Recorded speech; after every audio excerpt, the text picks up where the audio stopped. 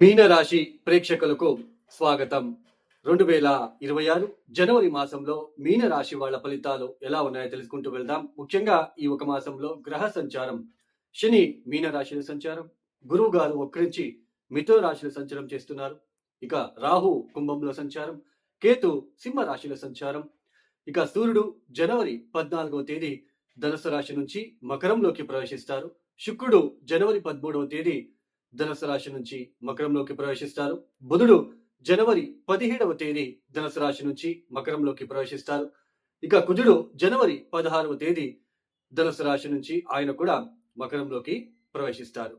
ఈ గ్రహ సంచారం వలన మీన రాశి వాళ్ళకి ముఖ్యంగా జనవరి 1వ తేదీ నుంచి జనవరి 15వ తేదీ వరకు దాదాపు సంక్రాంతి వరకు కూడా ఉద్యోగ విషయాలలోనే చాలా భయము, ఒత్తిడులు, అలానే ఆరోగ్యపరమైన ఇబ్బందులు, అలానే జన్మరాశిలోనే శని సంచారం జరుగుతూ ఉంది మీకు. ఈ శనితో పాటు కుజుడు కూడా, కుజ దృష్టి కూడా మీ రాశి పైన ఉండడము, శని కూడా దశమాన్ని చూడడం అనేది ఉద్యోగ విషయాలలోనే ఎక్కువగా ఒత్తిడులు ఉంటాయండి. ఎక్కువగా డిస్టర్బెన్సెస్ ఎక్కువగా ఉంటుంది.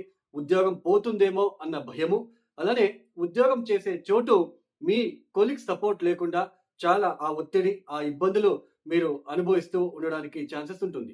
మీ రాష్ట్రాధిపతి చతుర్థ స్థానంలో వక్రించడం అనేది ఈ గ్యాస్ట్రిక్ రిలేటెడ్ ఇంటికి సంబంధించిన విషయాలు, అంటే గృహపరమైన విషయాలలోనే ఒత్తిడులు, అటు ఆరోగ్యరీత్యా కూడా, ఇటు కౌటుంబిక విషయాలు, అలానే వృత్తి విషయాల్లోనే, అలానే వ్యాపారంలోనూ కూడా చాలా అంతవరకు ఒడదొడుకులు, స్ట్రెస్ఫుల్ గా ఉండబోతుంది.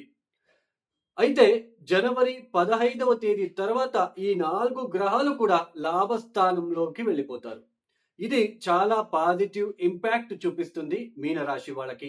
ఆర్థిక విషయాలలో చాలా అభివృద్ధిదాయకంగా మారడము, అంటే జనవరి 1వ తేదీ నుంచి జనవరి 15వ తేదీ వరకు ఉన్న ఆ టెన్షన్స్, ఆ ఒత్తిడులన్నీ తగ్గిపోవడమే కాకుండా ఆర్థిక విషయాలలో చాలా పాజిటివ్ ఎన్వైరన్మెంట్ చూడడానికి ఛాన్సెస్ ఉంటుంది. ఆ స్ట్రెస్ తగ్గిపోతుంది. ఆ మానసిక పరమైన, అలానే ఆ ఉద్యోగంలో ఉన్న ఒత్తిడులు తగ్గడము, ఇలాంటివన్నీ మీకు జనవరి 15వ తేదీ తర్వాత కనిపించబోతున్నాయి. అలానే ఆరోగ్య విషయాల్లో కూడా ఎవరైనా ఇబ్బందులు పడుతూ ఉంటే వాళ్ళు ఆరోగ్యపరంగా చాలా పాజిటివ్ చూడబోతున్నారు జనవరి 15వ తేదీ తర్వాత. ముఖ్యంగా ఈ వ్యాపారానికి సంబంధించిన విషయాలలో, లేదా భార్య లేదా మీ భర్త వలన ఏదైనా మంచి సంతోషకరమైన కాలాన్ని గడపడానికి కూడా ఇక్కడ అవకాశం వస్తుంది. అలానే వ్యాపారం చేసే వాళ్ళకి కూడా కొంచెం మెరుగైన ఫలితాలు, మంచి ఫలితాలు, అంటే ఇన్కమ్ విషయంలో బిజినెస్ ఎవరైతే చేస్తున్నారో అది చిన్న బిజినెసా, పెద్ద బిజినెసా కాకుండా బిజినెస్ చేసే వాళ్ళకి ఇది జనవరి 15వ తేదీ తర్వాత చాలా పాజిటివ్ ఇంపాక్ట్ అనేది చూపిస్తుంది. ఉన్న టెన్షన్స్, ఆ ఒత్తిడులు తగ్గుతాయి. కొంచెం ఆర్థిక పరంగా కాలం అనేది మీకు కలిసి వస్తుంది. అయితే ఇన్వెస్ట్మెంట్, పెట్టుబడి పెట్టే విషయంలో అసలు జాగ్రత్తలు తీసుకోవాలి. ఇన్వెస్ట్మెంట్ చేయకుండా ఉన్న దాంట్లోనే మీరు వెళ్ళడానికి ప్రయత్నాలు చేసుకుంటే మంచిది. అలానే సంతానపరమైన విషయాలలో కూడా కొంచెం ఒత్తిడి అనిపించినట్టే అనిపిస్తూ ఉంటుంది. అంటే సంతానానికి ఏదైనా ఆరోగ్యపరమైన డిస్టర్బెన్సెస్ కావచ్చు, లేదు అంటే ఈ సంతానం ఏదైతే గర్భిణీ స్త్రీలు ఉంటారో వాళ్ళకి ఏదైనా ఆరోగ్యపరమైన డిస్టర్బెన్సెస్, ఇలాంటివి ఎక్కువగా కొంచెం కనిపించడానికి ఆస్కారాలు ఉంటాయి. కొత్తగా పరిచయాలు అయ్యే స్త్రీ పురుషుల దగ్గర చాలా జాగ్రత్తలు తీసుకోవాలి. లేదు అంటే డిస్టర్బెన్సెస్ మీరు ఫేస్ చేయాల్సిన ప్రమేయం ఉంటుంది. తల్లి ఆరోగ్యం విషయంలో కూడా కొన్ని కోలుకుంటారు. అంటే ఇన్ని రోజులు ఎవరైతే తల్లి, తండ్రి ఆరోగ్య విషయంలో, లేదా కుటుంబ వ్యక్తుల ఆరోగ్య విషయాల్లో ఎవరైతే డిస్టర్బెన్సెస్ మీరు ఫేస్ చేస్తున్నారో అవన్నీ తగ్గుముఖమవుతాయి జనవరి 15వ తేదీ తర్వాత. జనవరి 15వ తేదీ వరకు కూడా ఆ ఉద్యోగంలో స్ట్రెస్ఫుల్ గా ఉంటుంది. అటు మానసిక పరంగా, ఇటు ఒక భయము, ఆ ఉద్యోగం విషయాలలో ఎక్కువ స్ట్రెస్ఫుల్ గా ఫీల్ అవ్వడము, లేజినెస్, ఇవన్నీ ఉంటాయి. జనవరి 15వ తేదీ తర్వాత ఆ నెగిటివ్ ఇంపాక్ట్ అనేది కొంచెం కాస్త తగ్గి కొంచెం ఊరట అనేది లభించడానికి ఆస్కారాలు ఉంటాయి. అయితే ఇన్వెస్ట్మెంట్ విషయంలో జాగ్రత్తలు తీసుకోండి. ఈ మీనరాశి వాళ్ళు తప్పనిసరిగా చూడండి, ఈ శని వీక్షణ, కుజుడు వీక్షణ, సూర్యుడికి వీక్షణ వచ్చినప్పుడు ఈ శివ ఆరాధన, శివుడికి ఎంత ఆరాధన చేస్తారో, కాలభైరవేశ్వర ఆలయానికి వెళ్ళి అక్కడ బూడిద గుమ్మడికాయ దీపాన్ని పెట్టి రావడానికి ప్రయత్నం చేసి, అక్కడ కాలభైరవేశ్వర అష్టకము లేదా కాలభైరవేశ్వర గాయత్రి మంత్రం మీరే స్వతహా చదువుకోవడానికి రోజు ప్రయత్నాలు చేసుకున్నట్లయితే ఆ ఒత్తిడి నుంచి తప్పించుకుంటారు, తగ్గించుకుంటారు. ఇవి గోచార ఫలితాలు మాత్రమే. ఇంతసేపు మనం ఏమి చెప్పుకొచ్చామో ఇవి గోచార ఫలితాలు మాత్రమే. జాతకం చాలా ఇంపార్టెంట్. జాతకంలో మనం పుట్టినప్పుడు జాతకంలో గ్రహస్థానాలు గనక బాలేకపోతే, అక్కడ గ్రహగతులు చాలా ఇబ్బందిగా ఉంటే పంచమాధిపతి, నవమాధిపతి, లగ్నాధిపతి, సప్తమాధిపతి, దశమాధిపతి వీళ్ళు చాలా ప్రముఖమైన పాత్ర అనేది వహిస్తారు. వీళ్ళు గనక బలహీనంగా ఉండి, అష్టకవర్గ బిందువులు గనక వాళ్ళు దశమ స్థానంలోకి లేదా పంచమ స్థానంలోన ఎక్కువ అష్టకవర్గ బిందువులు లేకుండా ఒక 20, 25 పాయింట్స్ గనక ఇచ్చి ఉంటే, వాళ్ళకి చాలా ఇబ్బందులు ఉంటాయండి. వాళ్ళ జీవిత కాలంలో కొంచెం ఇబ్బందులు పడుతూనే వెళ్ళాలి.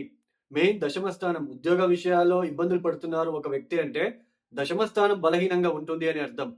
వాళ్ళ జాతకరీత్యా దశమాధిపతి ఎవరు? ఆ దశమాధిపతి ఎక్కడున్నాడు?